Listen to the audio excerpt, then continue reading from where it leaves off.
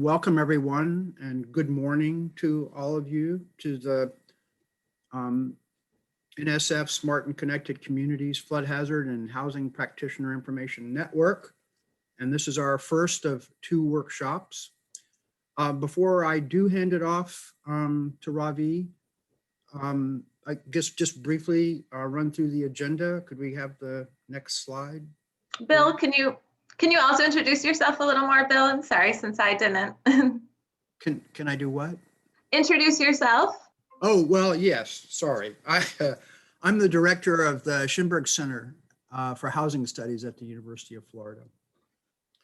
I think y'all are probably familiar with the agenda. There's going to be about 25 minutes of welcome and introductions, and then we're going to move in to a deeper discussion of this planning grant and its objectives. And then we have two panel discussions coming up in the middle of the 2-hour session. So could I have the next slide? The welcome and introductions. I'm going to hand this off to Ravi Srinivasan in just a minute. And I welcome our other two guests, Dr. David Norton and Dr. Mike Twitty. And thank you all both for your participation in this. Could I have the next slide? So just a couple of quick comments. As I noted, this is a planning grant, a one-year planning grant. We're about halfway into it now. As this has begun to unfold, the research team has become more and more excited about the opportunities and prospects for the development of this drone technology to collect information. And in particular, a critical piece of information, lowest floor elevation. We're also doing work on the extraction of and digitizing and standardization of information that we're pulling from local administrative records. And in this particular case, we're actually digitizing lowest floor elevation certificates where those are not already available in digital form. And finally, we are sort of initiating a discussion regarding this idea of a housing information practitioners network, which we're also quite excited about. I wanted to make one sort of final point here, and this is about the Schimberg Center. About 3 years ago, we decided to begin shifting some resources and staff into this issue of the impact of climate change on both the state's assisted or subsidized rental stock, but also housing that is affordable across the state and is being threatened. We were lucky to gain the attention of the JP Morgan Chase Foundation, who funded us to develop a first generation of tools to begin to examine some of these issues, in particular, the threat of flood hazard exposure. And we also, with two other national partners, have begun to explore the impacts of disasters on local housing markets, with a particular emphasis, of course, on assisted and affordable housing.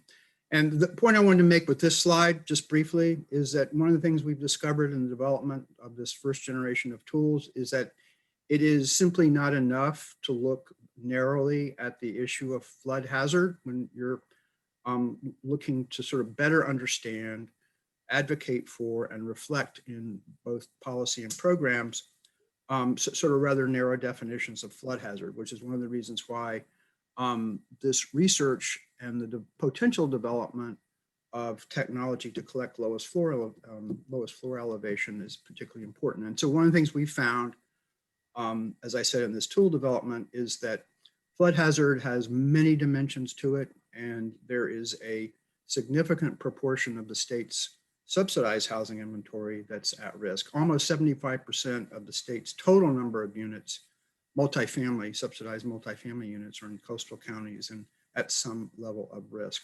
So I wanted to turn it over to Dr. Ravi Srinivasan. I just want to say a quick word. Ravi is the principal investigator for this project, and it's his ambition and his drive and his expertise and his keen sense of teamwork that is at the heart of what we're doing. And we are really fortunate to have him as the leader of this research. And so, Ravi, take it away. Thank you so much, Bill, and thanks for words. And can we go to the next slide, please? So welcome, everyone. My name is Ravi Srinivasan. I'm an associate professor at the M.A. Rinker School of Construction Management at UF. I would like to introduce an amazing team of faculty, students, stakeholders, and collaborators who worked very hard these past several months in this ongoing NSF Smart and Connected Communities Planning Grant. Without these wonderful people on our team, we could not have accomplished what we have done so far, including developing and testing prototypes, engaging with the community through our stakeholders and collaborators, and understanding areas where we lack expertise and reaching out to fill such gaps. Without further ado, let me introduce the project team. You met Bill Odell. We have Ms. Andrea Golinski. You can actually see her. She's an assistant scholar at the Department of Landscape Architecture. She also works with the Schimberg Center for Housing Studies. Next slide, please. We have Dr. Rui Lu. She's an assistant professor at the Rinker School. We have Dr. Russ Watkins. He's a geographer at the Schimberg Center for Housing Studies. We have Ms. Libby. She works as an extension agent as well as with the Florida Sea Grant project. Next slide. We do have an awesome set of students. These are just a small set of students we have here. They come from varied disciplines, from engineering to IFAS to art, fine arts, and so on and so forth. Next slide, please.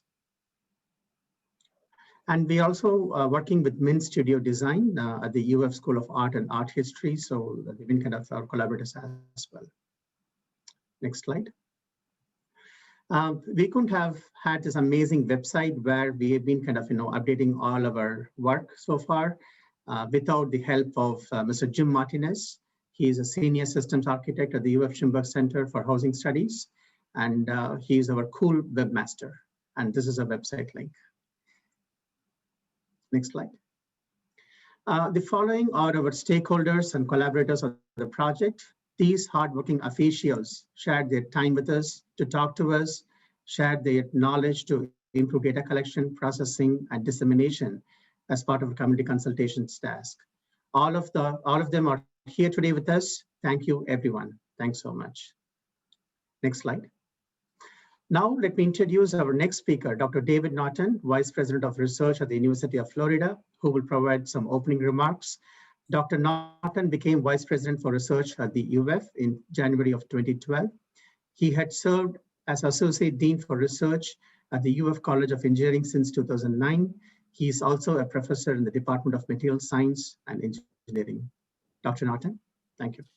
Ravi, thank you. And on behalf of the University of Florida and the UF Research Office, just want to welcome all of our Gainesville participants here. And Gainesville, we of course, when we have these types of events in sort of a non-pandemic era, we would all be in some nice conference room, drinking coffee together and getting to know each other much better than you can on Zoom. Although Zoom does give you the opportunity to see some things. So I see some guitars behind one of our speakers. I hope that's a real guitars and not just a picture. That look very nice. And so you get to learn a little bit about people's lives sometimes with Zoom. But we really do wish we could all be together here in Gainesville and look forward as we go forward with this project and get past the planning grant and hopefully successfully competing for grant to do the work, the research from NSF. Look forward to getting back together and look forward to meeting each of you in person. So thank you for joining this. University of Florida, we are, we're an institution that has significant ambitions, and not just in terms of the metrics of rankings, which we focus quite a bit on, number of students or the prowess of our athletic department. It's really about making an impact on the state, the nation, and the world through our mission, which is to teach, to educate, to extend and serve, and to do research to really uncover new knowledge. And I have the privilege to direct, one of those three, which couples very closely with the other two. And in this particular activity, in engaging the community and really looking to take the research not just as an academic exercise and understanding something on paper, but in applying it and seeing how it does have impact on real world lives is what our institution is all about. So really excited about this project. I want to congratulate the team that's putting this together, particularly Ravi, who is the lead of that, but there are a lot of people that contribute to the success of these type of things, and really appreciate all of your efforts. And with that, Ravi, I'm going to turn it back over to you to introduce the next speaker. Thank you, Dr. Norton. Our next speaker is known to all, particularly to Pinellas County residents. He's Mr. Mike Tweety, Pinellas County property appraiser. Mike was sworn into office on Jan 3rd, 2017 as a Pinellas County property appraiser. Prior to being elected, he was a senior managing director and principal of a successful residential and commercial appraisal firm based in Pinellas County. Mr. Mike, the floor is yours. Thank you, Ravi. I appreciate you all coming to Pinellas County for this project. I think you chose a very good place to undertake this. We are a unique county, yet we still share many of the challenges that our coastal counties around the state face. You know, we are unique in our geography with being a peninsula on a peninsula, having nearly 1 million people, being the highest density population in the state, and despite being number 6 on the state list, but we're still larger in population than 5 U.S. states. So there's a lot going on in Pinellas County that makes us a kind of a unique test case for this project. I'm always excited. I've been in the valuation field for 30 years now, but have always been very interested in technology. From, you know, started with computers, but now it's moved into GIS and LiDAR and all these other neat ways that we can collect data and analyze it.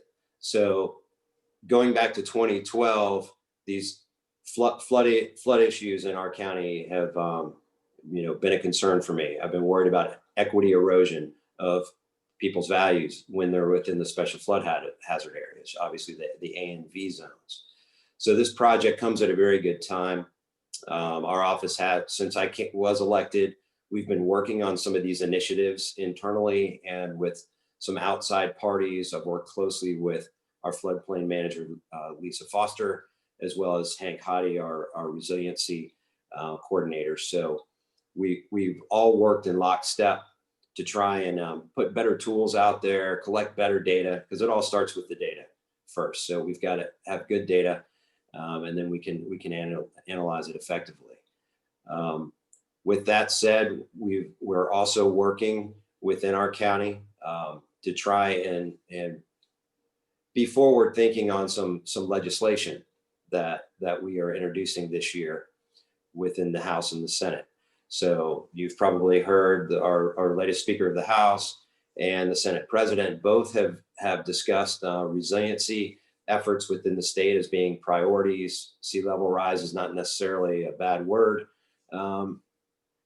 like it used to be in some circles. So, but we've got to do things in a smart way and try to be as efficient and cost effective as we can. So that's what we're trying to do to protect our citizens, protect our property values, protect our tax base over the long haul, and keep the quality of life where it needs to be. So these types of projects are extremely important. We're happy to participate in any way we can to help you guys. Obviously, you know, I'm a little jaded in your favor anyway, being a Gator. So, you know, I apologize for that up front, but I try to make no apologies for that because I'm a very proud Gator. Just to give you a quick peek on the legislation that we're working on.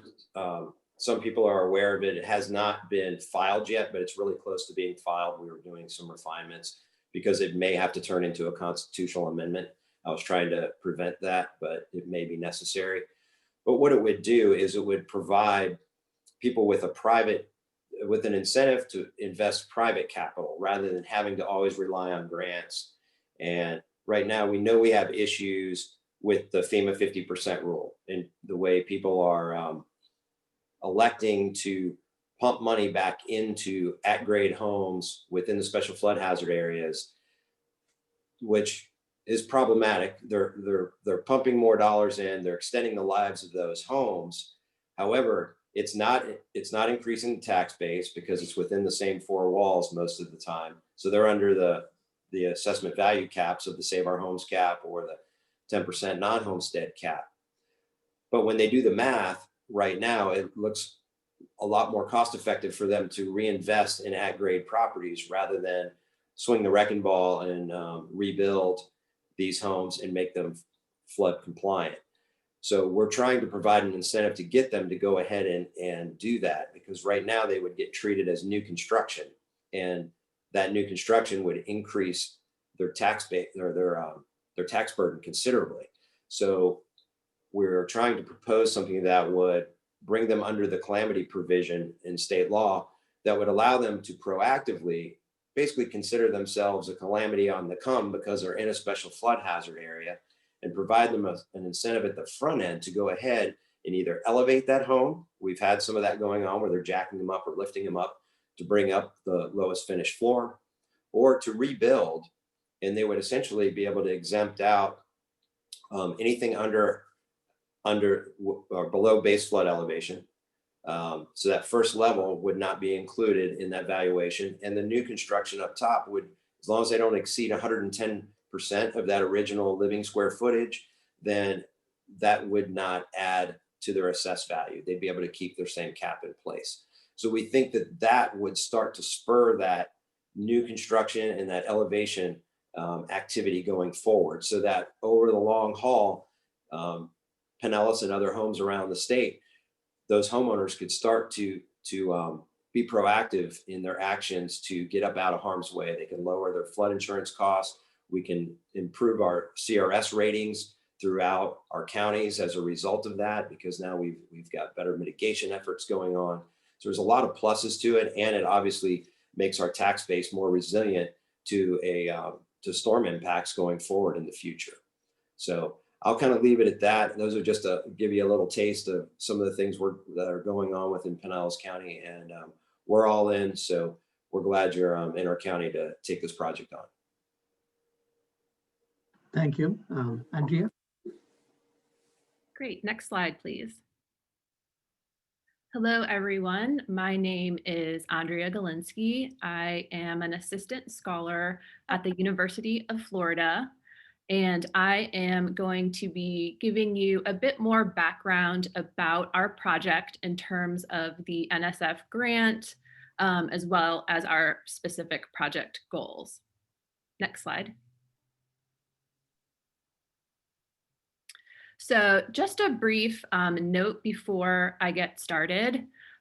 We are able to provide this webinar for continuing education credits for folks who would like to get those from either the Association of State Floodplain Managers or the American Planning Association. We would really like to thank the Florida chapter of the American Planning Association, the Suncoast section, for helping to sponsor the provision of credits today. In terms of our learning objectives, I just wanted to mention that throughout the presentation today, we will be looking at developing a new understanding of flood hazard management strategies, specifically for housing and affordable housing communities.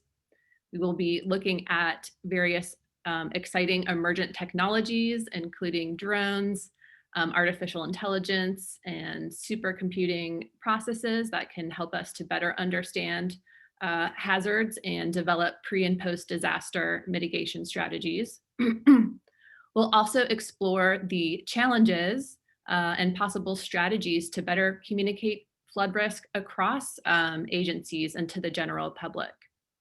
And then lastly, we, in particular as the project team, are really excited to hear from you all and your reflection on your own professional activities, experiences, or background to help us craft a better NSF implementation research grant. Next slide, please. So for some background about the National Science Foundation Smart and Connected Communities program, it is a program that is dedicated to really advancing science and technology alongside social science and community engagement activities. And we have received a fairly short 1-year planning grant that has enabled our team to work with a number of Florida communities to try to better understand the type of housing stock that may be at risk from coastal flooding. And in more detail, our kind of specific aim is to assess structures' lowest floor elevation. And I'll get into the details of that next. And this workshop is just the first step in the development of a larger 3-year, $1.5 million NSF grant. So we are aiming to kind of build on some of the tests and community feedback we've received to date and to try to prepare for this larger funding opportunity. Next slide. So I'm sure many of you are very familiar with LFEs dealing in your day-to-day practices, but I just wanted to remind if anyone isn't familiar with this term, the LFE stands for lowest floor elevation, and there are a number of ways to specifically calculate this, but it can commonly be understood as referring to a building's lowest floor. That would include a basement if there were any. Here in Florida, we might not be seeing too many basements. And this is really important because it can give us a better understanding of flood risk potential for any given structure. We can get a better understanding of where that house may be in relation to any current or projected future flood hazards. Next slide. So in our project, we really aim to explore 3 research questions in this initial planning grant. First, we want to understand, can we use drone-based thermal infrared imaging technology, which is also known as heat mapping, to determine buildings' lowest floor elevation? The second question is, what types of information is really needed to help practitioners develop better flood risk mitigation strategies? And then lastly, we know it's not only a matter of getting data information, but how can we support practitioners exchange this information across disciplines and domains? Next slide. So we have 3 project goals in response to these 3 research questions. First, we would like to develop the technical tools to estimate lowest floor elevations. We would like to develop an integrated database to be able to compile and consolidate and share information. And then next, we would like to be able to develop strategies in order to connect practitioners across a range of fields such as floodplain management, housing planning, resilience planning, economic development, and the like, to help us all kind of understand a common framework for reducing flood risk. Next slide, please. So as we get started over our planning grant, we've taken several next steps. This includes testing out various technologies, getting stakeholder and community feedback on our process, as well as developing outreach and engagement strategies. In terms of testing the technologies, we have been piloting our ideas in a couple case study areas. We're focusing right now on Pinellas County, the Tampa Bay and the Appalachian Regional Planning Council areas. And we have conducted some test flights in Pinellas County, specifically in the city of Oldsmar, just the other week, and those were really successful. Dr. Srinivasan is going to provide some more information on the results here.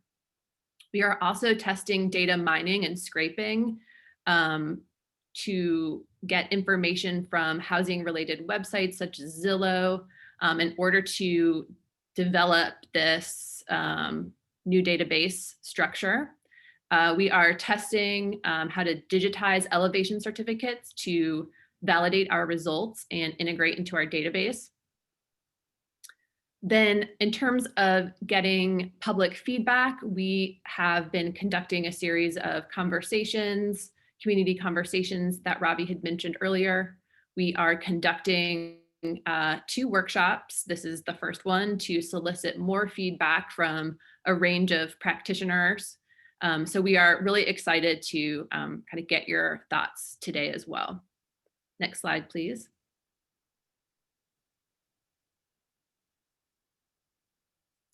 Then in terms of developing visual graphics and outreach tools, we are working with the UF Mint Studio, which is in the College of Art, to better communicate, what are LFEs, what are our project goals, how does the drone work?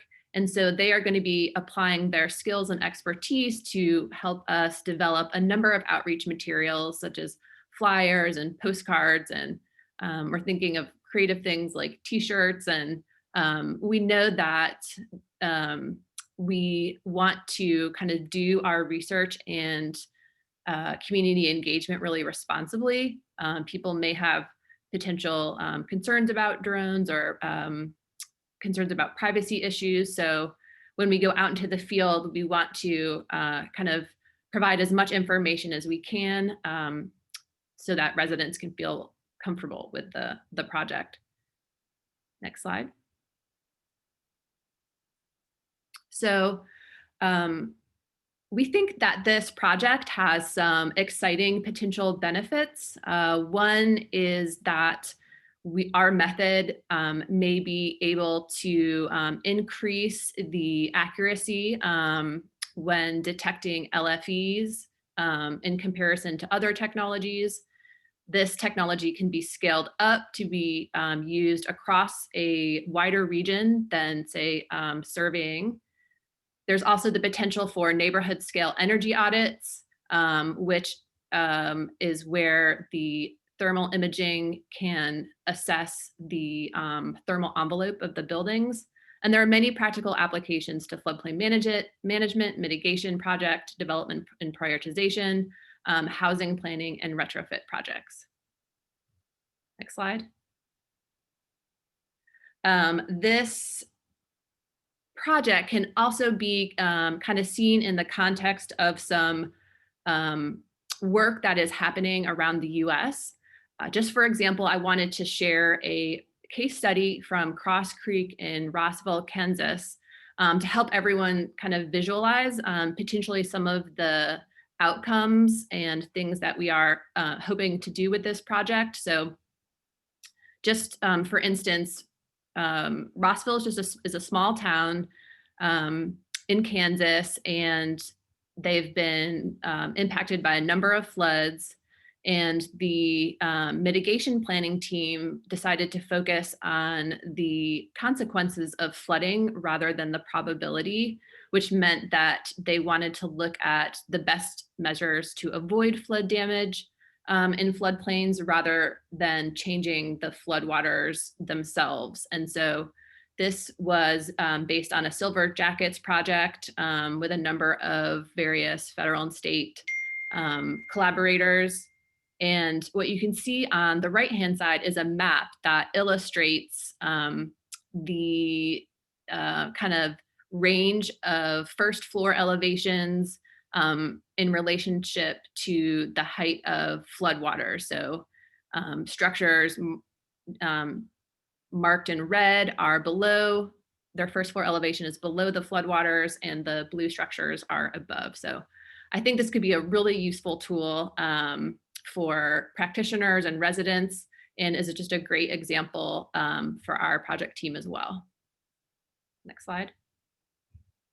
So lastly, as I wrap up my portion of the presentation, I just wanted to kind of frame for everyone the workshop goals that we have. So what we would like to do today with everyone is to highlight ongoing resilience work in Pinellas County, the Tampa Bay area, and the Appalachian Regional Planning Council areas. We have a number of really great practitioners who have wonderful experience and insight to share with us. We want to explore these emergent and scalable technologies to better understand coastal flood hazards, impact on residential housing stock, and most importantly, we really would like your feedback. I know you have great experience and insight into the critical issues in mitigating housing, your various needs and ideas. So please share any suggestions you have to improve our work. You are welcome to do that in the chat panel in the Zoom meeting today. You can also click over to the Jamboard. If you, Rui, you wouldn't mind clicking over to the Jamboard briefly. Perfect. So this is essentially like a bulletin board in the style of Google Docs, where it's a public document that we can all contribute to. You're welcome to just add stickies with questions you have, or ideas you want to share, any concerns you have. Just click on the little sticky icon in the left-hand side and just share whatever you would like to do. Just a note of caution, because it is similar to Google Docs, just be mindful of not deleting others' comments. Okay. Next slide, or back to the presentation.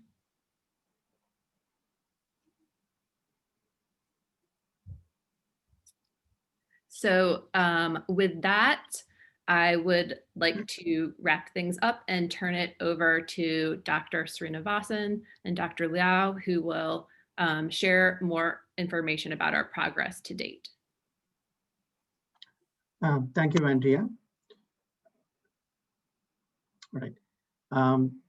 Do you want to go back to the slide, the previous slide, please? Yep, thanks. So our team tested several scalable methods for deriving residential structures LFEs in Pinellas County, as well as the prototype database structure for flood hazard pre-disaster management.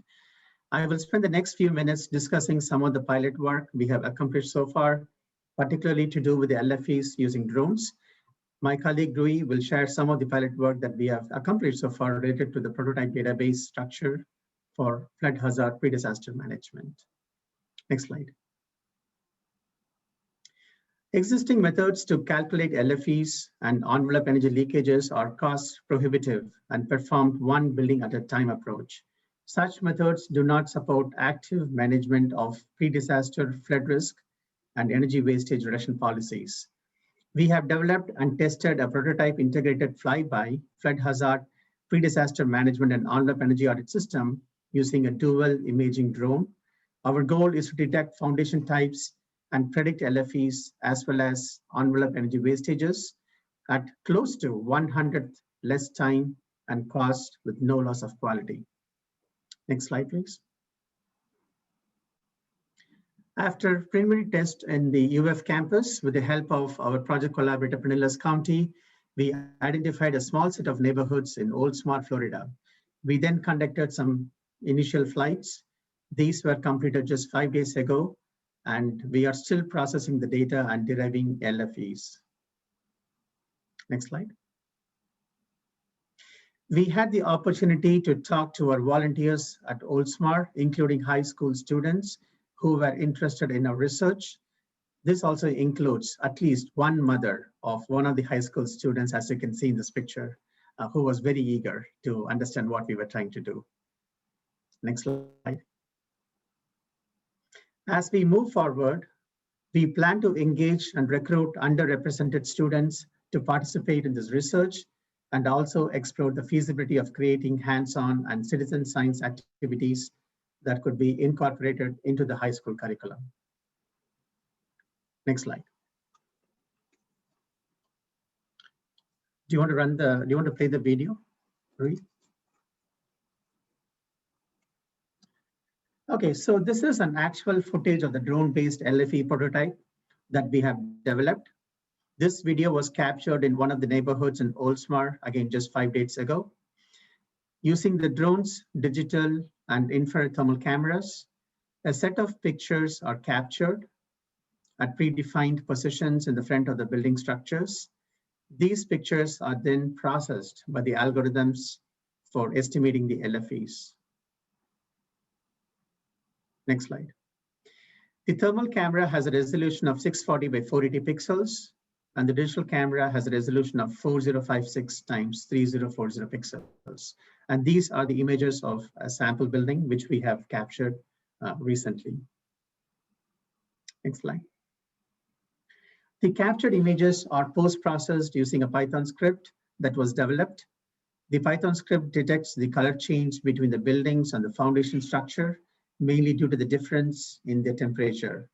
It then draws out a bounding box across it. Pixels per feet for each of these buildings are calculated using the GS data for the building, and then the LFE is calculated. Next slide. In near future, we plan to process hundreds of thousands of images at the University of Florida's Hypergator AI supercomputers for detection of foundation types, followed by prediction of LFEs, as well as envelope energy performance. The ground truth data, such as foundation types from the counties and available elevation certificates for LFEs, will be used for training the AI-based system. Coastal communities need a detailed and comprehensive assessment of the location and characteristics of vulnerable housing and populations in order to determine existing flood mitigation and potential disaster recovery needs. With this important work, among others, we directly address equity and vulnerable population, including affordable housing units in the state of Florida. Next slide. We are happy to share that we have a provisional patent filed in the US Patent and Trademark Office, as well as published a few white papers. I'm also very happy to share that one of our papers, which was submitted to a conference, won the Best Paper Award. Thank you. Rui? Hi, this is Rui Liu. I'm in charge of the database development and the data analysis for this project. So one of the critical challenges we have is the flood hazard related data usually stored in different platforms and in different formats. So our ultimate goal is trying to build like an integrated database which can extract the information from different platforms, from different formats, and provide it to different end users based on their needs, so they can query our database. So for the past several months, we have tried web scraping for our data collection. So we got data from the appraisal, PASO, and Florida disasters, and also Pinellas County's public portal. Using the tools we developed based on Python, we call it Get Data Elevation Certificate. So this script can download the files, the metadata, and the files automatically and save it to our local files. After the data collection, we have different files saved as PDF and the images. For example, for the elevation certificate, we developed another tools based on the Python TESA Act using the OCR techniques to be able to extract the information automatically from the PDF and the images. And currently, we have downloaded and processed about 6,700 elevation certificates.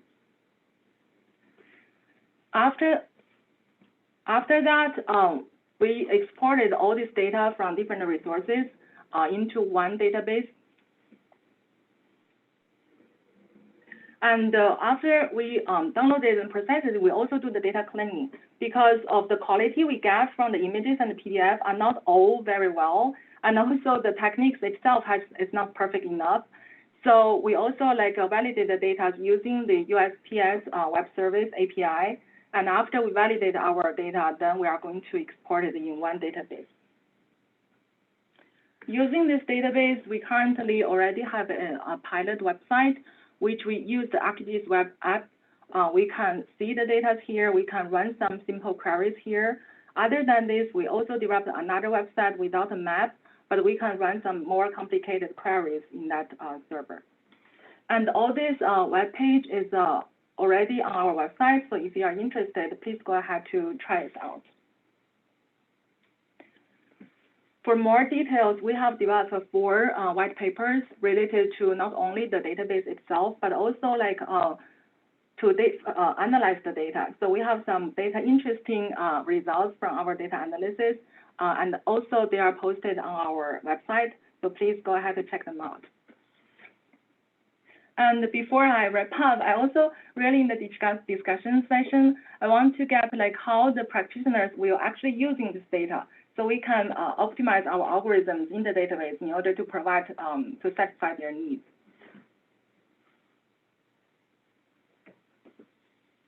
All right, Ravi.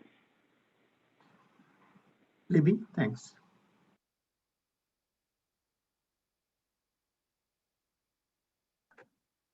Sorry, just moving around a little bit. So we are ahead on time, which is fantastic because we do have a couple panels that are packed full of speakers. So this will possibly give us some more time to hear from them and to hear questions that you have for our speakers.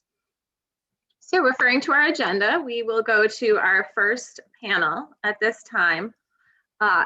And let's see, can we have this slide of our panelists? Or I should also, I didn't introduce myself at the beginning, but Ravi did. So welcome again. My name is Libby Carnahan, University of Florida, IFAS Extension, Florida Sea Grant Agent in Pinellas County.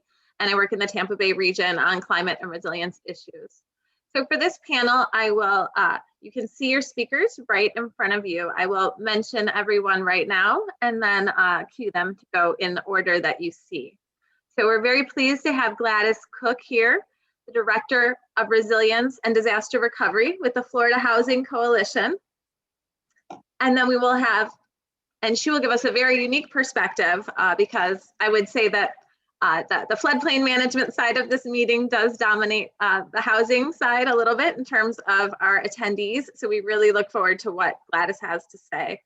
And then Hank Hadi will talk to us as the Sustainability and Resilience Coordinator for Pinellas County and how this relates to the work being done and the aspirational goals at the county level. Then we'll hear from Donald Morgan as well, a housing program manager in the Appalachian Regional Council region up in the Panhandle area. And for this panel, we'll also have Noah Taylor, the floodplain coordinator and CRS coordinator for the city of St. Petersburg, who's really done remarkable work to lower the CRS rating in St. Pete. So let's go ahead and start with Gladys. We'll just do about 5 minutes per person and then have some time for questions. So Gladys. Hey, let me just get organized here. So good morning, everybody. And I'm delighted to be with you today and also with this panel. And I want to shout out to Donald Morgan over there, who's been repairing homes that were damaged by Hurricane Michael. He's done a wonderful job. So I'll just start here. The Florida Housing Coalition provides technical assistance and training for Florida's housing providers, including developers, nonprofit organizations, and local governments. Our disaster recovery and resilience team is focused on working with the impacts to housing, in particular that of low-income and vulnerable populations. This has led us to realize that at the federal, state, and local levels, we do not have sufficient policies and programs and funding resources to not only protect lives, but also protect our affordable housing inventory. Florida's affordable housing properties have been developed and operated over about a 60-year period. The multifamily properties offer below market rate rents to our lower income communities. This includes seniors and people with disabilities, along with workforce households. Along with fair rents, these communities offer other support services and opportunities such as job training, literacy training, transportation, and homeownership counseling. The oldest properties were most likely funded with US HUD dollars and the more recent with a variety of sources such as low-income housing tax credits, tax-exempt bond financing, and Florida state and local housing trust funds. Most of these properties have some amount of local funding that was provided to the developers along with regulatory incentives. Most have a long-term affordability requirement, meaning they will be in the portfolio for 30 to 50 years, and fortunately some for in perpetuity. The University of Florida Schimberg Center has developed mapping tools that identify those properties that are at risk from coastal flooding. This tool has identified thousands of units that may be at some level of flooding risk. Taking a look at our assisted inventory, as well as what we call naturally occurring affordable housing, which is not assisted, we need to assess the vulnerability of these homes to flood risks on multiple levels. This includes both social vulnerability and the structural condition of the housing units and the neighborhoods. We know that households with lower incomes, disabilities, seniors, and particularly people of color are disproportionately impacted by flooding. The exposure to risk can be exacerbated by poor condition or deferred maintenance, the absence of adequate infrastructure and flood control in low-income neighborhoods. We must also understand the difficulty this population faces to not only prepare their homes for disaster, to mitigate for disaster, or to evacuate. Once the damage has occurred, displacement of this population is prolonged. They cannot return to their housing. It is unsafe. Many cannot receive FEMA or SBA loans or local assistance because of ownership title problems. Many are simply evicted or barred from returning to their homes. This project will provide a very high-tech and intelligent risk assessment that will alert planners and policymakers where to target funding and other resources to shore up these homes that are identified by this methodology as at risk from flooding. Data on the lowest floor elevation can also be used to engage the residents, neighborhood associations, and community organizers to work with each household to create a plan for retrofit, such as floodproofing, or more extensive solutions such as replacement or relocation. Disaster recovery, resilience mitigation must prioritize an equitable response. This tool will allow for a physical risk assessment, but will also incorporate social vulnerability of the residents. The tool will help develop new mitigation programs that prioritize low-income and vulnerable populations and their neighborhoods. So the Florida Housing Coalition is happy to discuss resilience and mitigation programs and opportunities with everyone, and we look forward to being a part of this unique and essential project. And with drone reconnaissance, the sky is no longer the limit.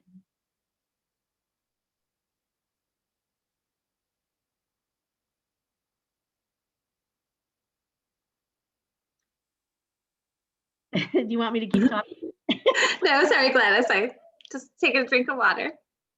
Okay, thank you very much. That was fantastic. And we are going to save questions for the end, but if Andrea or Ravi had any clarifying questions for Gladys, we can ask them now or continue on. Okay, great. So keep questions in mind for the end of the panel. And Hank. So now we have Hank Hadi, Sustainability and Resilience Coordinator in Pinellas County. Hi, good morning, everybody. As Libby mentioned, Sustainability and Resilience Coordinator for Pinellas County, a new position with the county. Been here for about a year and a half. And I'm really here to create a program and a framework for the county government to work forward, not just internally, but externally with our partners, the municipal or organizational levels. And we're very excited to be a part of this project. I wanted to kick off by expanding a little bit on what Mike Twitty explained for some of our challenges as a county. We have 600 miles of shoreline overall. That includes all the jurisdictions, which we have 25 municipal jurisdictions, which is a lot. And half of all that shoreline is hardened. And so we're a very built out community. 25% of the counties in the coastal high hazard area, including 31% of the population, 19% of critical facilities, and 88,000 structures. There's 126,000 flood insurance policies county-wide, which ranks us number 5 in the state. Over 1,500 repetitive flood loss properties, Roughly 65% of the population lives in an evacuation zone. So that's for all categories. And there's roughly 127,000 households at or below poverty level. So we have a lot to work on and overcome, but this presents a good challenge and work for us ahead. You know, for this project in particular, and some of the other initiatives that we have going on, first of all, we're a partner in this project and we're very excited as such. We're also working on other grant-funded projects with UF and the Tampa Bay Regional Planning Council as it relates to housing. We're developing a new comprehensive plan and also a sustainability and resiliency action plan in the next 2 years. We're also going to be updating our post-disaster redevelopment plan as an outcome of both the comprehensive plan and the sustainability and resiliency action plan. We're working on a very comprehensive vulnerability assessment for critical infrastructure. It's going to give us tidal and storm surge flooding data based on 3 NOAA sea level rise scenarios for the years 2040, 70, and 2100. And that's going to be able to help inform infrastructure design and construction for some of our most critical assets in the county, like roads, stormwater, sewer, et cetera. But this data can also be used for assessing community development needs and risks to the community. And we're actually going to try to use that data as part of some of these projects.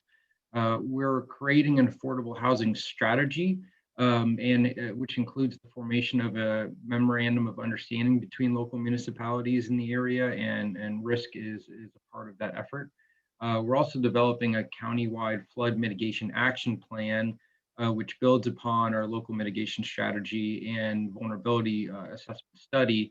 And that's going to use terrestrial LiDAR within our floodplain. And we think that this drone technology can help expand upon that in other areas of the county that project is not going to cover. You know, this project helps in many ways. First of all, it's going to help better to manage and map out our governmental and community assets. And it'll be a cost-effective method for enterprise asset management on top of what we're doing to assess flood risks. As Mike Twitty mentioned, it's going to help provide data with the efforts of the property appraiser's office, such as assessing property value projections for the county in the face of hazards. And most importantly, I think the project is going to help to validate actual property risk and inform mitigation measures and projects moving forward. On the broader impacts, you know, we're not just working on affordable housing issues, but we know that we have a growing problem with what I call housing affordability. I can attest to that as a current buyer in a pure seller's market. It's very expensive. It's a very hot area within the nation right now, and increasing the resiliency of the area from flooding can at least help with affordability of homes as it relates to future hazard impacts, disaster displacement, and insurance costs. And so, you know, not only do we think that this project can, you know, lower the vulnerability for our lower income, moderate income families in the area, but also just help all the residents in general to mitigate that risk and lower the overall vulnerabilities of the hazards that we're going to see. So that's what I wanted to share. Thank you.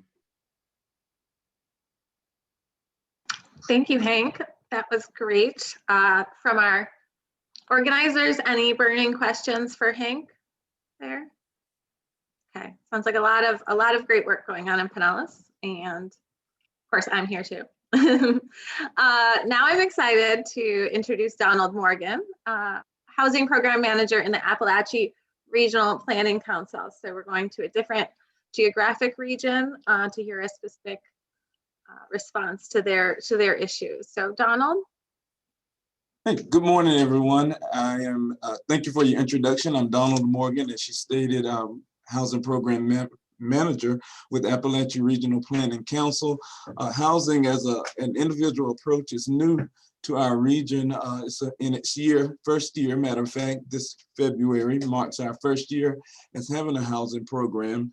And we're excited about the housing efforts in this region. Thanks, Gladys. It's good to see you. Thanks for the shout out. As she mentioned, we are very busy hitting the ground running there in Calhoun County, administering the Hurricane Housing Recovery Program, which is a disaster recovery program handed down from Florida Housing Coalition. And though Calhoun County is not a coastal community, there are certainly flooding impacts that has greatly impacted that community, being to its proximity right there along the river there. And it certainly, this project is important, and the technology that's being proposed is important to even communities, non-coastal communities, as I think about Calhoun, with much of its county, one district in particular being in a flood zone, and that particular area underwent a FEMA elevation several years ago. And I think about how it impacts even the way we're able to administer our HHRP program. We have to understand that if the area is particularly not up to code or not in compliance with FEMA's guidelines, then that impacts the funding that individual can get. And as Gladys stated before, these populations are typically marginalized communities, typically people of color and those of low income. So even if they qualify for housing recovery assistance based on the fact that damage was in fact done to their home, they still can be at risk to not being assisted, because we have to follow the guidelines that oftentimes say that we can only assist up to 50% if that if it's not mitigated, if it's not in compliance is what I'm trying to say, I'm sorry. So it's certainly having technology to be able to get a flood certificate. Some of them, there are no records of flood certificates. So having drone technology, being able to see that, you know, the first level elevation would be highly transferable to communities such as Calhoun. And also we've working closely with the great folks over in Wakulla County. We submitted 2 proposals for a shelter plan as well as a disaster risk analysis. And if you're familiar at all with Wakulla County, they're also in very close proximity to Franklin, and they serve as the shelter for the folk over in Franklin in times of disaster. So the idea there is to identify options for sheltering in times of pre and post disaster, with their county itself being 80%, I believe, in the 100-year floodplain. So there are 2 projects that were proposed and awarded, and we were glad to be the team on that effort by DEO, and those will be underway. We aren't quite sure who will administer and actually do the work, but we're excited to work with the folks over in Wakulla, and certainly a technology such as what's being proposed by this team would be great to have to really share and be able to hone in and unveil some of the things that otherwise we would not be able to see. So I just want to share what our young program is doing in the region, and we're excited about making our way around to other counties. We've worked in Gulf and Port St. Joe and other efforts, but we're also excited maybe to join this effort. So my email and contact information is available for any questions that you have, and I'm excited to join the others of you who are presenting. And great job to the team. Thank you again. Okay, thank you very much, Donald, for all of that feedback and insight. And now I'm pleased to turn it over to Noah Taylor, my city's floodplain coordinator and CRS coordinator. Noah? Thank you so much, Libby, for the introduction, and good morning, everyone. A few things about the city of St. Petersburg. One of the things that a lot of people forget is that 48% of the city is in a special flood hazard area. So that means the majority of the citizens have homes within the coastal high hazard area or that special flood hazard area.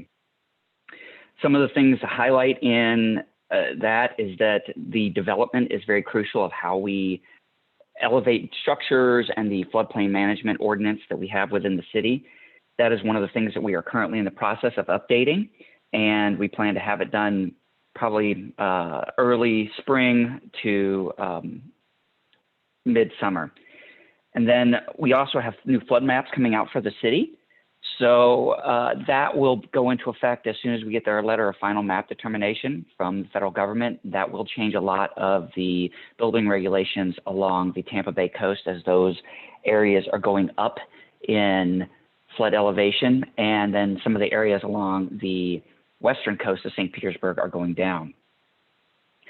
We have, for many years now, had a repetitive loss area analysis that I write each year. I go out to 2 areas in St. Petersburg that are areas that have experienced repetitive flooding many, many times, and those areas are Riviera Bay and Shore Acres. And the reports highlight the need for a lot of those structures to be elevated as they are slab on grade and were built back in the 60s and 50s.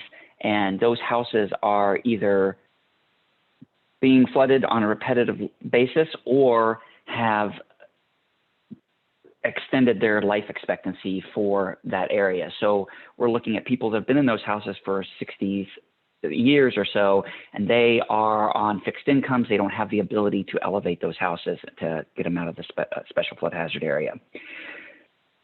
The mitigation efforts that we have going in that area are really a lot on the homeowner. We don't have any kind of programs that are allowed to help those homeowners. And when it comes to the actual data of knowing the flood heights that these houses have experienced throughout the years is woefully lacking. The hazard mitigation assistance grants, which we have several of currently in effect, that are helping homeowners in those areas, are only targeted towards houses that are severe repetitive loss structures or repetitive loss structures. Unfortunately, the federal government will tell you that anybody is eligible for these grants. That is simply not the case. They want the houses that will give them the most bang for their buck when they're mitigating these structures. And having gone through several of these mitigation grants, they're extremely hard to get for the homeowner, and there will be money out of most homeowners' pockets. And with the current market being the way it is for house construction, we're looking at anywhere from $50,000 to $100,000 or more out of a homeowner's pocket on top of what they're getting from the federal government. So this discourages a lot of people of trying to get this grant.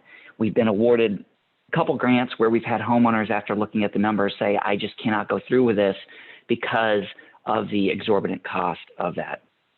So we really lack some kind of unified effort to help these homeowners mitigate these homes and get them up out of that special flood hazard area or to elevate them.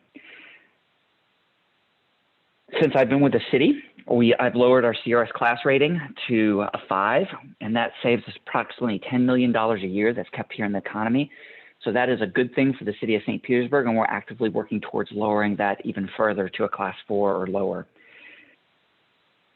And then finally, we're just updating that floodplain management ordinance, and so be looking out for any kind of changes that may bring to building within the city of St. Petersburg. And we are having several council meetings on that and the public hearings and such that go along with those. That's pretty much all I have. Thank you for letting me talk today. Okay, thank you very much, Noah, and to our entire panel. At this time, we are ahead of schedule, which is fantastic. Excuse me, we are about 15 minutes ahead of schedule. So we would like to take this time for some question and answers. We do have 76 people, so I was a little concerned, if everyone had a question, that we couldn't just open up our microphones and chat. But we could try that, but I prefer if you could write in the chat, like, I have a question, so I can call on you since I can't see all 76 of you. But is there anyone who has a burning question for any of our panelists or all? And you could chime in with your mic. Yes, Bill. Yeah, this is Bill. I had both a comment and a question for the panelists. As you've heard, the Smart and Connected Communities federal grant is an opportunity to intersect primarily academic researchers with local practitioners. if y'all were in a position to craft a research agenda and lay out a long-term plan for both the creation, development, extraction, digitizing of information in concert with a team of academic researchers, is this something that y'all would be interested in doing?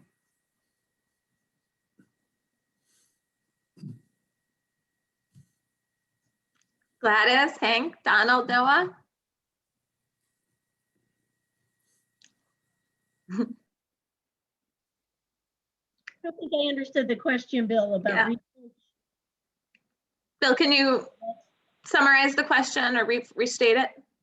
Yeah, I don't want to belabor this because I know there are other questions, but we have an opportunity here with federal funding to build an agenda with local participants, local stakeholders, practitioners that reflect both local needs through the Smart and Connected Communities grant, among others. And I'm just wondering to what extent there would be interest in helping in sort of interdependently crafting a research program over multiple years that would give y'all the type of research outcomes, evaluation, analysis that you're looking for in relationship to these programs that you're developing to reflect the obvious climate change impacts on your communities. I think for us, we do technical assistance and training, but when there are disasters, we never have enough data. The damage assessments don't come in really slowly, and so it's hard to formulate what programs are going to be needed. So if we did have more data on the condition and really what the housing portfolio looks like before and after, that would help us to create programs and quickly target assistance to whatever is needed for recovery. And echoing on what Gladys said, I agree. The more data is better. My only concern is that we have a lot of people out there already that are very aware of this, and we're doing a lot of studies. We need action now. We need people to push the agenda forward so that we can get funding to these areas. And while research is great and data is great, taking 2 or 3 years to do this, I think we've run out of time. I mean, areas like Shore Acres and Riviera Bay, we saw when EDA came through, and we didn't even get hit by that, houses that had never been flooded before were flooded.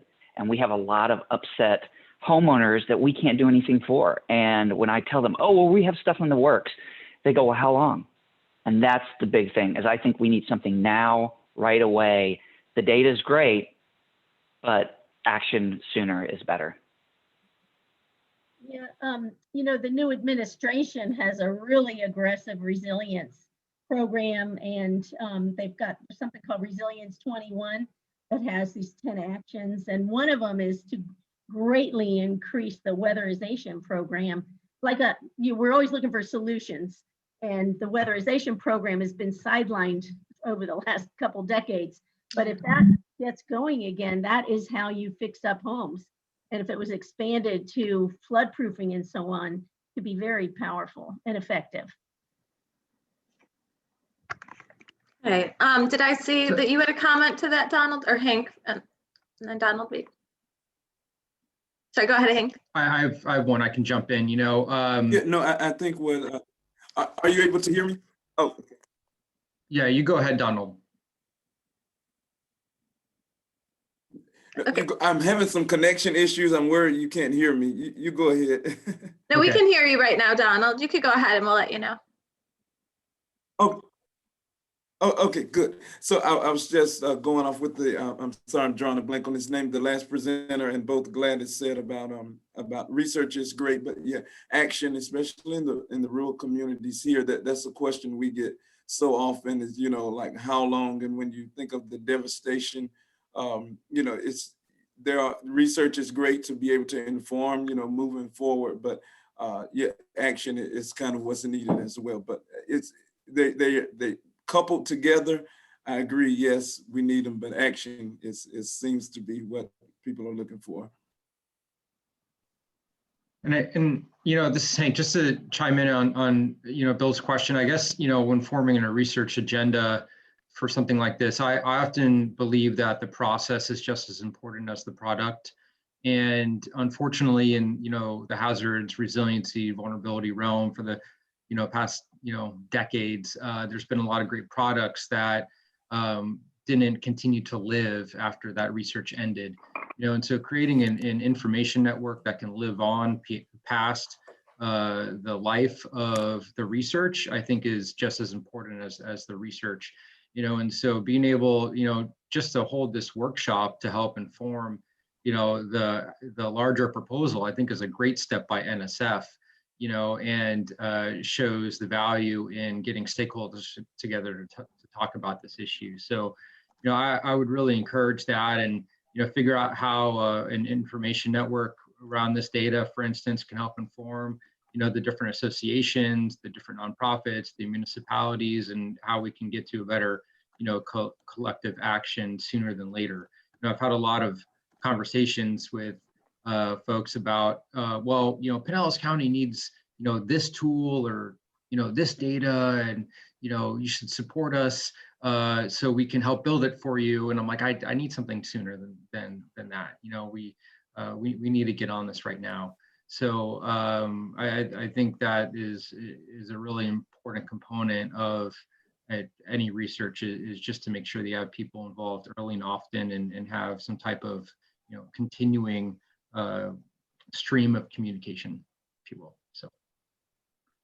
Okay, great. We had some other questions in the chat. Chris Zambito, do you want to go ahead and ask your question? Sure. Can you hear me? Yep. Okay. Yeah, it's just my concern, and Hank, you've been there for I think about a year now, and I was just kind of curious as to, we have a lot of different communities, a lot of different stakeholders, some communities primarily snowbirds, some full-time residents. Are there any particular sticky issues that have come up relative to how one community wants to implement mitigation or resilience relative to another committee or another community? And, how have you guys, or is there an approach to kind of overcome something that, across the street we're doing it this way, but in our community we're doing it this way? Yeah, it's tough, and thanks, Chris. You would know, as you helped us with our local mitigation strategy effort. And our floodplain administrator, Lisa Foster's on, and is going to be speaking on our panel later, and she can speak to this as well. I would give one specific example. Right now we're working on our vulnerability assessment for critical infrastructure, like I mentioned, and every municipality provided asset data to give to our consultant.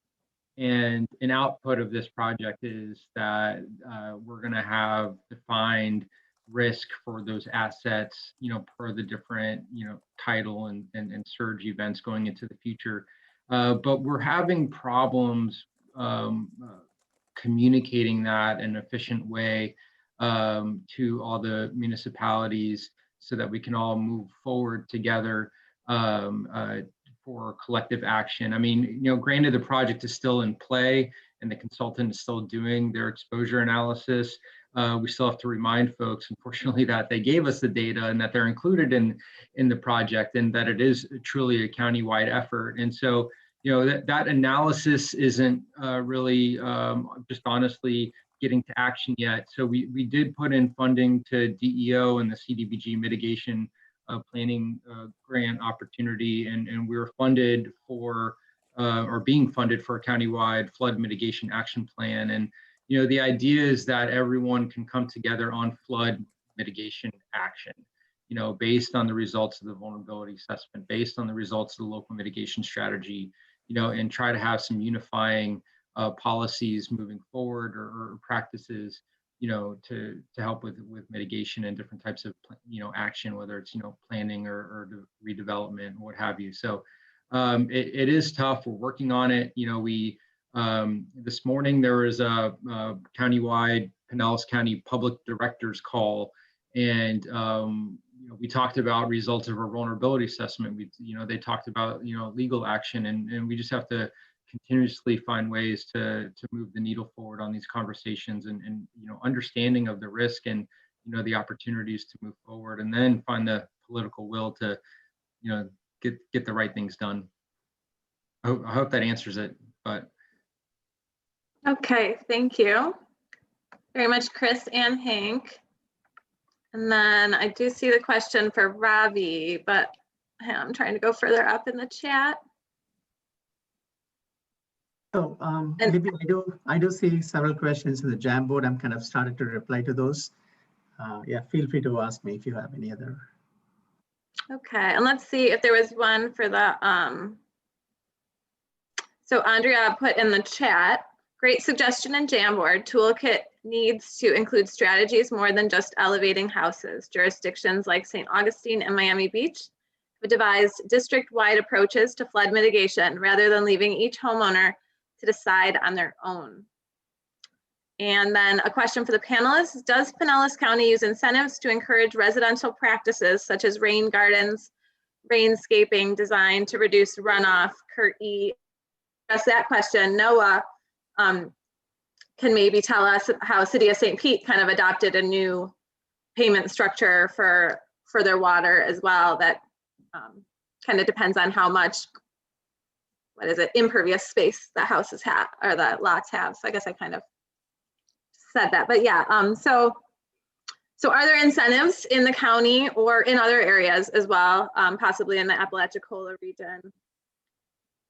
I would say, if I'm also, Pinellas County employee as well, and I don't think that we have great incentives there yet. We do have, of course, the Tampa Bay Estuary Program has had the Be Floridian campaign for probably more than 6 years, which is a social marketing campaign to get people to, reduce their water use on their yard, do Florida-friendly landscaping, and hang out instead and drink a margarita in your hammock is kind of the, the whole pitch of the Be Floridian. But then we also do have other campaigns in the area through UF IFAS as well. But aside from a payment structure for your water bill based on for your stormwater based on your amount of green infrastructure versus pavement and rooftop, I'm not sure that we have incentives. And Libby, I'll jump in on that. Yeah. And you're right. We don't have a specific financial incentive like that yet, but what we do have and are currently working on is a green infrastructure siting design initiative where we encourage green infrastructure through development and redevelopment. We have a stormwater manual for development that I guess it's easier to meet some of the requirements if you have on-site green infrastructure to increase pervious surfaces as well as reduce runoff.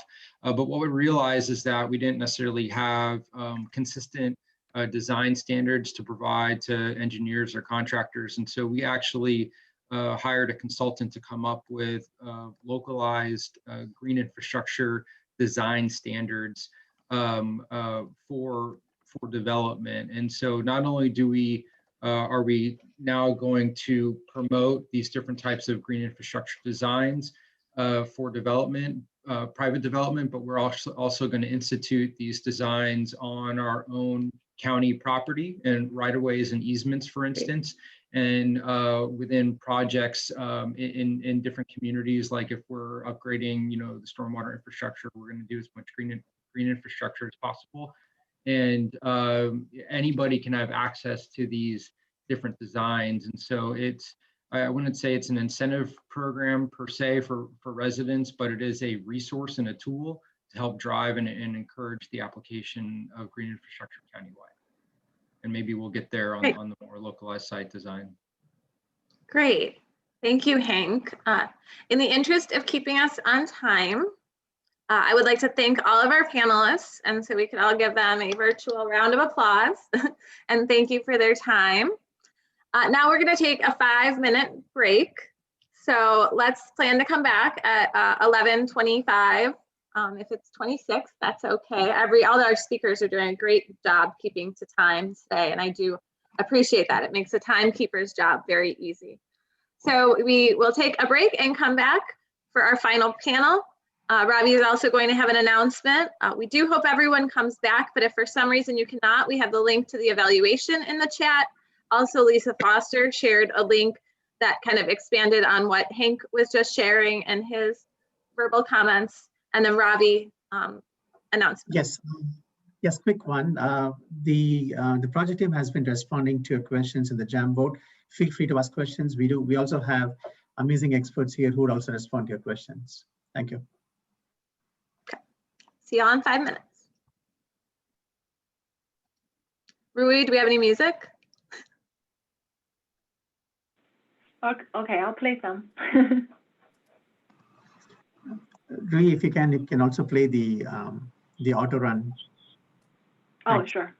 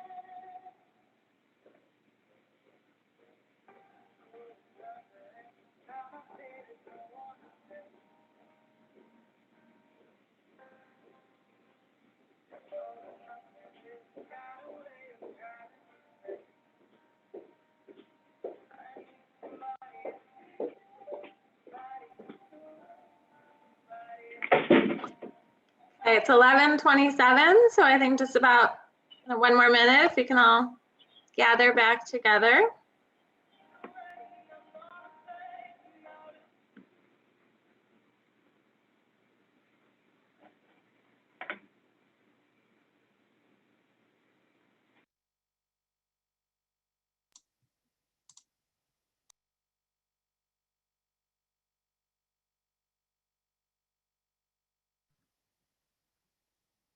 All right, so it is 11:27.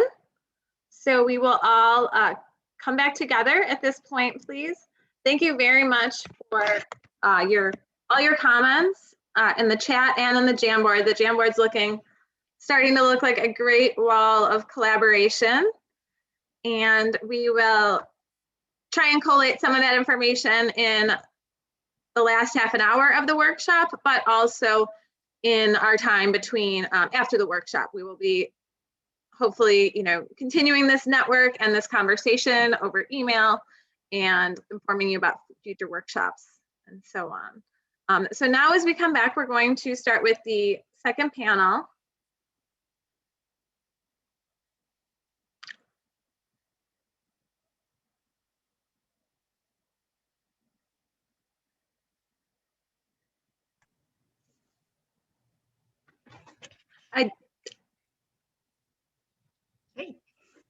I will put in a little bit of plug here, although CJ is on our panel, and so we'll be talking, but just to let you all know that we do have our Regional Resiliency Coalition that is being facilitated by the Tampa Bay Regional Planning Council, and that's another great network for us to engage in. So make sure that you sign up for their emails so that we can all work together in that space as well.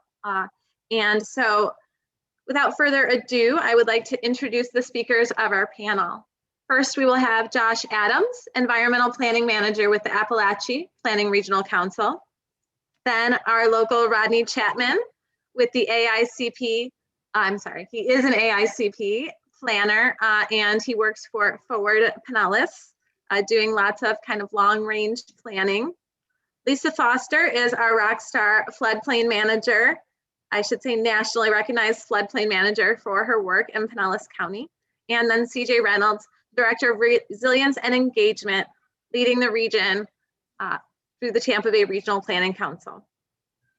Josh, I will turn it over to you first. Hey, thanks everyone for this time and being able to talk about some of the different initiatives we're working on. So I probably have the least amount of housing knowledge out of anyone in this group, but what I can speak to are some of the different environmental benefits that we might be able to see from coupling, for instance, stormwater design into our neighborhood level, community level projects. So where FEMA flood maps are really good at giving us an idea of kind of some just general flooding characteristics, a lot of those are outdated. And if you're kind of removed from the floodplain manager group, a lot of factors go into that. Increased urbanization, to even the definition of what is a 100-year rain event. So actually, I believe NOAA just updated those for Texas a few years ago.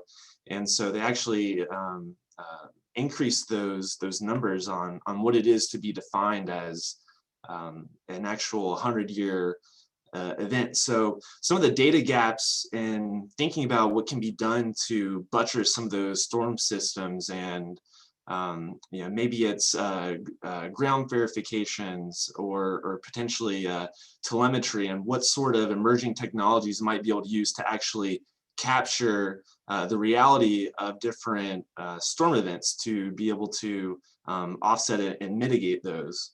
I'd like to actually think about too, if people are familiar with BMAPs, or Basin Management Action Plans, and kind of associated total maximum daily loads. So in looking at stormwater and reducing the amount and the effects on our housing, we can actually better our environment. So in the Panhandle, our 9-county region, I believe the most populous coastal city is actually only about 4,000 people. That's at St. Joe, followed by Appalachia itself is about 3,000. So while we might not have the kind of densities that a Pinellas might have, for instance, along the coast, Donald mentioned earlier that the whole county of Wakulla itself is about 80 or 85% within the 100-year floodplain. So that has huge implications for our communities, and we're commonly known as the Forgotten Coast up here. In kind of thinking about that, we're also engaged in creating a regional collaborative. So we're headed that up and are getting some of our constituent counties and municipalities involved so we can actually better understand some of the data needs and kind of coming from the community level up, how we might be able to create our resiliency action plan and looking at some of those data needs and uncovering how we might be able to translate those into some tangible programs in the future here. Fantastic. Thank you, Josh, for that insight. I'll now turn it over to Rodney. Thanks, Libby. I guess I'll start my remarks off by just telling a little bit about our agency, because we're not the city or the county, and so we also often have to give a little bit of context. So again, thanks for inviting me, and I'm delighted to be part of this morning's discussion. We at Fort Pinellas are the countywide land use and transportation planning agency for Pinellas County. And what does that really mean? Well, we maintain a countywide plan and work with our local governments to determine where development should occur and how intense that development should be. And our agency also programs and prioritizes state and federal funding for transportation projects. We sort of got into the resiliency arena based on a grant we received from the Federal Highway Administration to conduct a vulnerability assessment of the regional transportation network. So we partnered with the MPOs in Hillsborough and Pasco County, as well as the Regional Planning Council and the Florida Department of Transportation to do that work. And we felt that it was instrumental in helping us better understand the scale of the challenge, as Mike mentioned, being a peninsula on a peninsula. And it also helped us in meeting our federal requirements in our long-range transportation planning process. One of the benefits I saw as our lead was that I firmly believe that planning is based on establishing relationships, and what that project did was allowed for our agency to make stronger connections with those resiliency practitioners. And those folks who were not our usual contacts or partners, we've been able to continue that dialogue and that relationship, even though we have completed the study. But we also maintain that countywide land use plan, as I talked about earlier. And one of the things that we do is work with our planning colleagues who may represent a city or the county to come together and see if we can find and develop solutions to common challenges.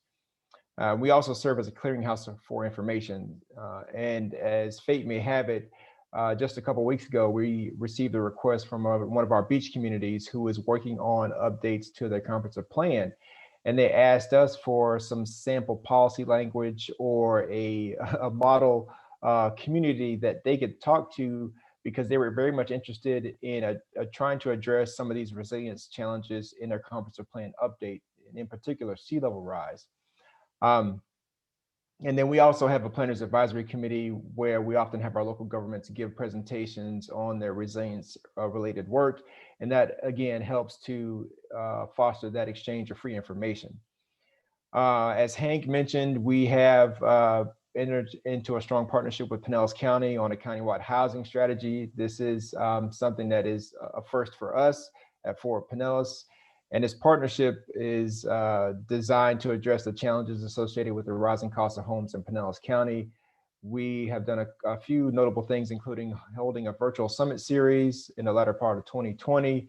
And now we're working on a countywide housing compact, which we hope that all our local governments will adopt, which signifies their support to work together to to do things like develop a central data repository, develop a joint public outreach program, use common definitions and terminology, and work on a toolkit of regulatory strategies to increase the diversity and affordability of housing.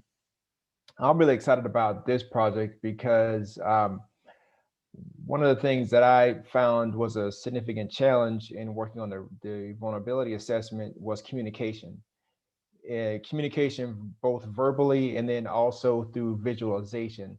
It was often difficult for us to convey to our stakeholder groups the data in tabular format. So I would throw up charts and graphs and got a lot of blank stares and odd questions, I would say. But when we're able to convert that data into a 3D image or another type of visualization product, it really helped the stakeholders and the public understand the scale of the challenge. So with this project, I'm hoping there's a strong visualization component. Also, I found that it was resiliency can sometimes be a challenge in talking to your internal partners as well as your external audiences. So having those communication tools that are designed to talk to your colleagues, maybe be with one focus as opposed to something that's designed for the general public that could be crafted a bit differently. And then I'd also am excited about the ability to have a practitioners network. I've been in my position for about 6 years now, and I think Lisa Foster and I have talked more in the last month than we ever have, prior to that. So I'm excited about the opportunity to strengthen those connections and be able to learn from those practitioners. And lastly, I'd say that we are working closely with Pinellas County on a 3D GIS model. And we are very much interested in seeing if the outputs from this study could be integrated into this model. We at Fort Pinellas often conduct special area or neighborhood planning studies. We've done a couple recently in Indian Rocks Beach and are wrapping up one now in the city of Gulfport. And what we often do is add a resiliency component to our analysis. And we feel that this information that the project could develop would be critical in helping us sort of convey to the public what the challenges are for things like coastal flooding and sea level rise. So thanks, Libby. Thank you very much, Rodney. And thanks for that overview of Forward Pinellas. Lisa Foster. Hi there. Thanks for having me.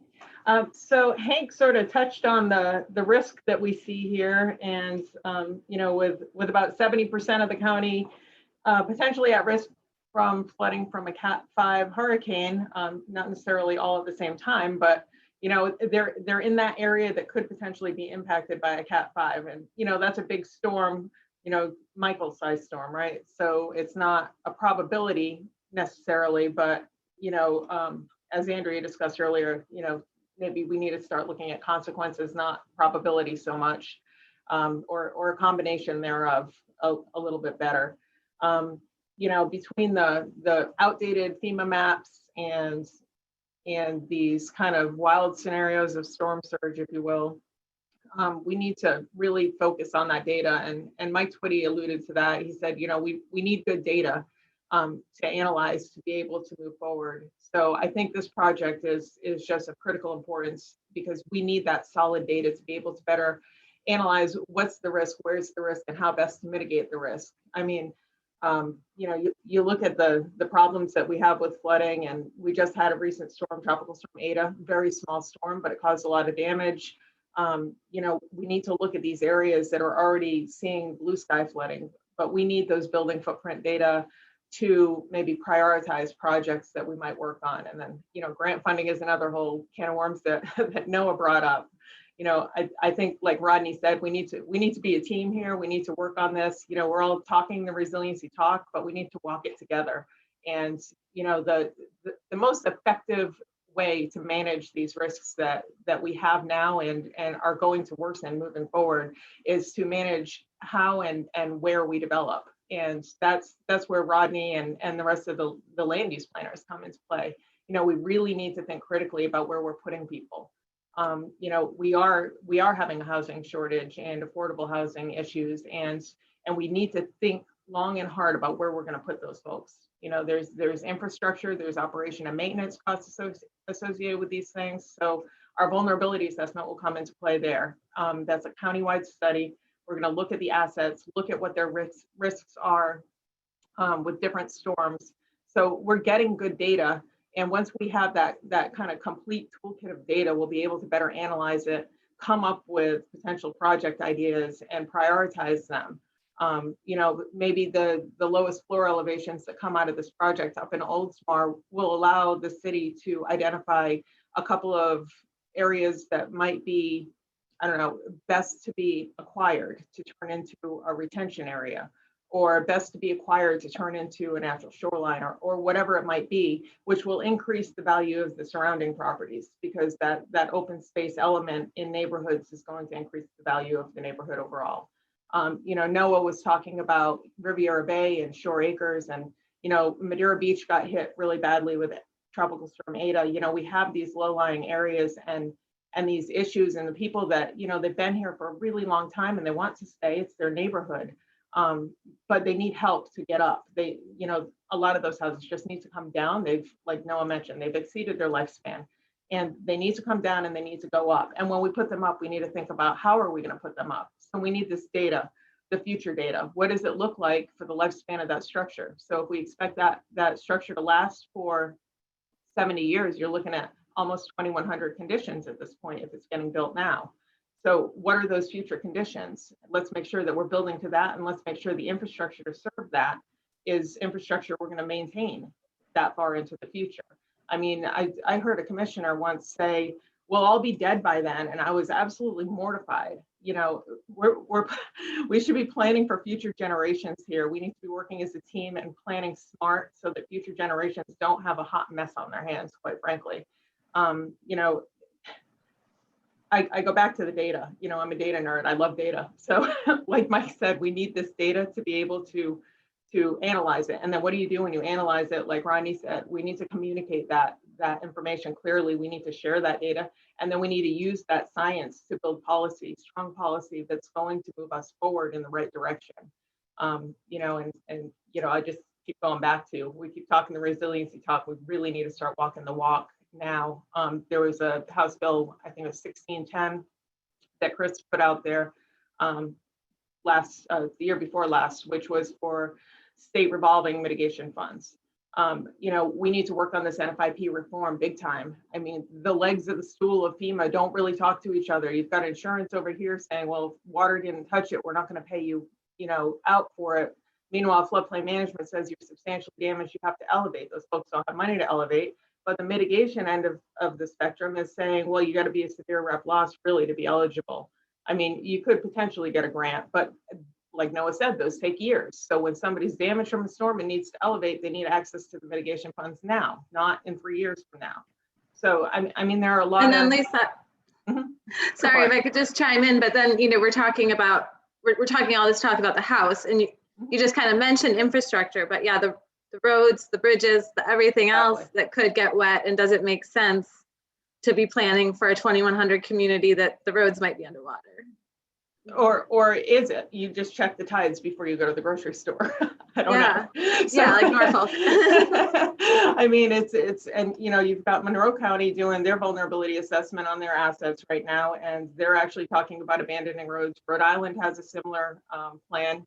They're talking about abandoning some roads, you know, based on the analysis. So, you know, I'm really looking forward to the results from our vulnerability analysis. We've got some of the data in now. We can see where the sea level rise is. You know, it's like how many hours per year for each projected level of sea level rise for each future year. We did 2100, 2070, and 2040 in current conditions. And we have the surge models that also go along with that.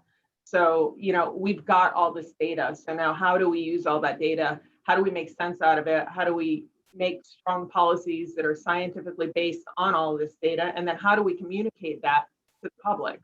And, you know, and when we communicate that to the public, I'm talking legislators too, because we need NFIP reform. We need those legs of the FEMA stool to talk to each other. You know, there are just so many moving parts that we need to address. We have a lot of work. And this project is a really good start in getting us some data to get some answers. Okay, well, thank you very much for that perspective, Lisa. For the end of the panel, I will turn it over to CJ Reynolds, who could give us a nice regional perspective from the Regional Planning Council.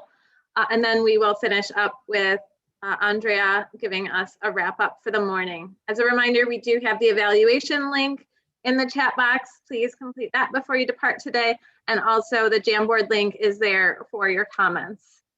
You can also copy the Jamboard link to keep it for yourself in case you think of some comments, you know, in the next couple hours or so that you want to add. So at this point, I will turn it over to CJ. Okay, great, thank you, Libby, and thank you everyone from UF for inviting me to participate in it. It was great to listen to all of the speakers that become before me, as I always hear new things that I need to hear to understand some of the challenges that we're facing and how it intersects with different programs and disciplines, from FEMA to the CRS program to emergency management and housing disaster mitigation. So just as a quick recap, I think this information will be important to us. You know, the Regional Planning Council, going back to, I think, 2015, did the cost of doing nothing report, one of the early reports in the region to start to look at sea level rise and the effects on property values and the economic impacts throughout the community and the region. And that'll be updated. Our Director of Planning and Research, Randy DeShazo, is working on an update to that document, which will come out soon. We're also working on another aspect with the Tampa Bay Partnership that's going to look at aspects that are impacting businesses. So when you're talking about using drone data and technology, we focused a lot on housing and that, but we can't forget the different kinds of, or it would be useful or interesting to have data that also apply to the businesses and the building footprints themselves as well. Because when you look at the disaster recovery planning and the impacts, when you look at businesses in the community, you're really looking at, there's those who are the tenants in the building and they can perhaps make themselves, you know, sort of resilient to certain kind of issues, but there's the property owners. And so the buildings of small businesses and strip malls and large businesses are also going to be important in the context of your data analysis. So these actual aspects of, you know, you're talking about flying, but I consider it sort of ground truthing visualization. So we have the maps that show us where flooding will be likely to occur. We have the past experiences of hurricanes and extreme and tropical storms that, you know, we can mark the walls and how high they came. I'll share a perspective that came out of a meeting we had with a number of Pinellas of community redevelopment managers in cities in Pinellas County. And this was a part of a parallel flood project we were working on early 2020 and late 2019, which also included some of our UF colleagues on here. And we really showed them the maps and we asked them how they were looking at sea level rise in the context of the community redevelopment area and also their TIF funding. And what could we do with that? And one of the things that was asked of us was like, these static maps are great, but we really need to see the street facing view. So when you say 1 foot, like how high does that come up onto my doorstep? How far does this really go? What is the likely future damage to the building really about? So the information you guys were talking about, I think is going to be very crucial. I think one of the things that we would like to see, so there is a plethora of tools. It's like a plethora of books.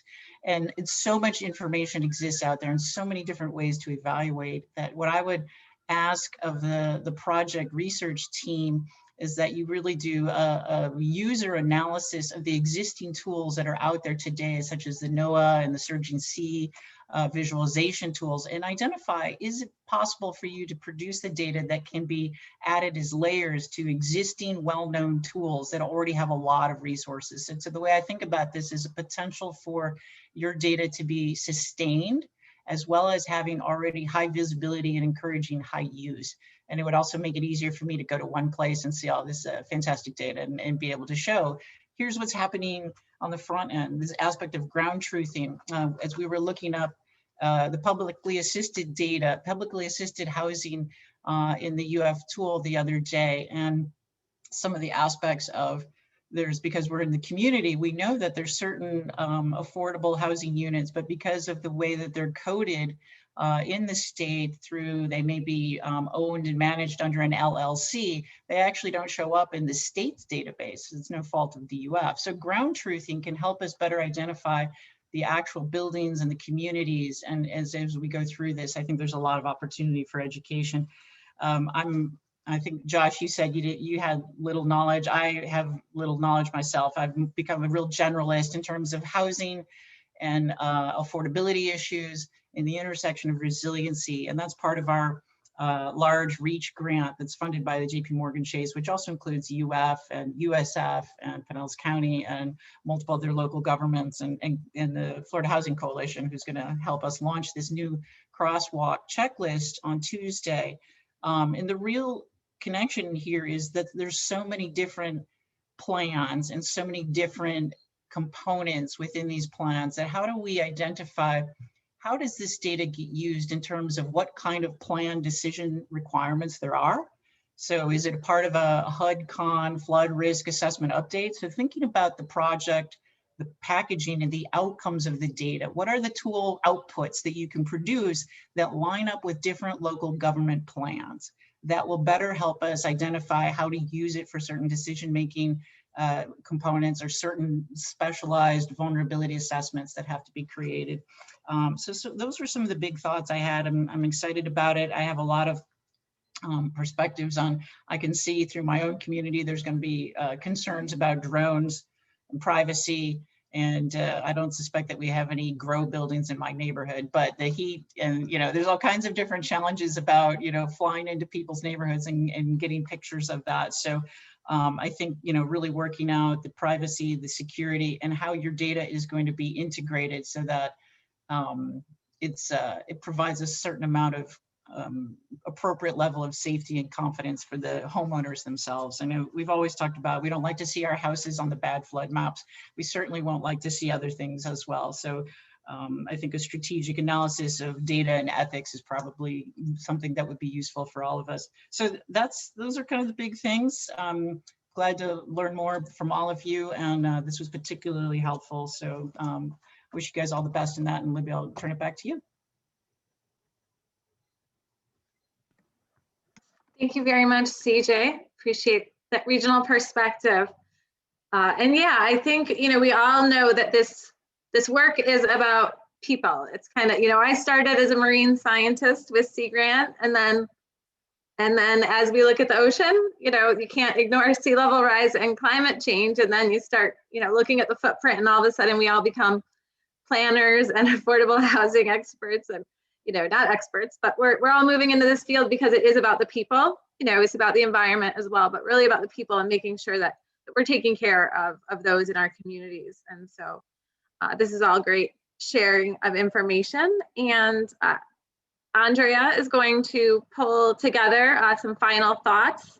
And once again, we'll have the evaluation link for you in the chat, as well as the Jamboard will stay open as we continue to have it as a living document. And Andrea? Great, thanks, Libby.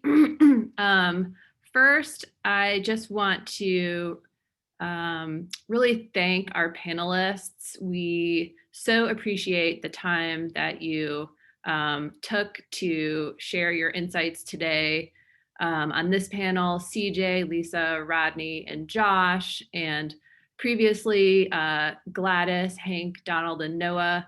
I thought you all brought up a number of really fascinating and interesting comments and really great projects that you all are involved in. As we close out, I will respond somewhat specifically to CJ's last comment about thinking through some of the broader implications of this work, such as the legal issues and just the outreach and engagement.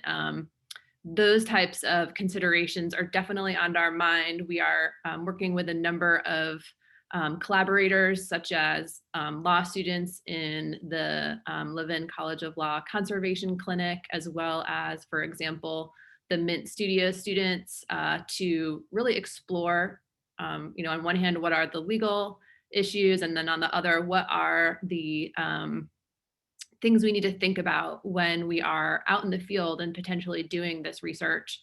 I think we really need to be mindful that this is also not only a process of, say, collecting information, but it's about engagement and using this project as an opportunity to reach out to communities, ensure people feel comfortable with what we're doing, start to, continue to bring awareness about the flood risk challenges we face and the whole purpose of why we're endeavoring to develop this technology. So those things are all definitely in mind. As we close out, I just wanted to wrap up with a few notes. First, we, again, in addition to the panelists, we really appreciate all of the audience members' participation today. We thought there were a lot of great comments in the chat, as well as our Jamboard. You are welcome to continue to add to that, the Jamboard, if you would like. In addition, if you would like to get more information or you want to stay in the loop on how the project progresses, head over to our website. Libby, if you want to put that in the chat again, you can fill out a Google form, and so we can connect with you, and would love to get additional collaborators. So if you would like to be more involved in the project from any number of perspectives, if you have an academic interest, or if you think your community might potentially be a great area to say do future case study testing with the drone, that would be perfect as well. Another aspect of the project is taking this opportunity to integrate STEM into high school lessons. So if you think maybe you have a high school that would want to develop some sort of partnership, that we can utilize this research grant as a vehicle to do a number of broader kind of benefits, that would be great. Lastly, I will mention that the PowerPoint slides and the video recording will be posted to our website in about the next 2 weeks. And we will also follow up with a more detailed survey to get any more of your kind of refined thoughts after you've had a chance to kind of digest what we've talked about today. So with that, we are just about running out of time. I will say, on a very, personal note, I am really deeply kind of passionate about these issues. My previous work has been in Louisiana with the state's coastal master plan. And I believe there is such opportunity in Florida to develop a similar consensus and shared understanding of what our current and future flood risk is.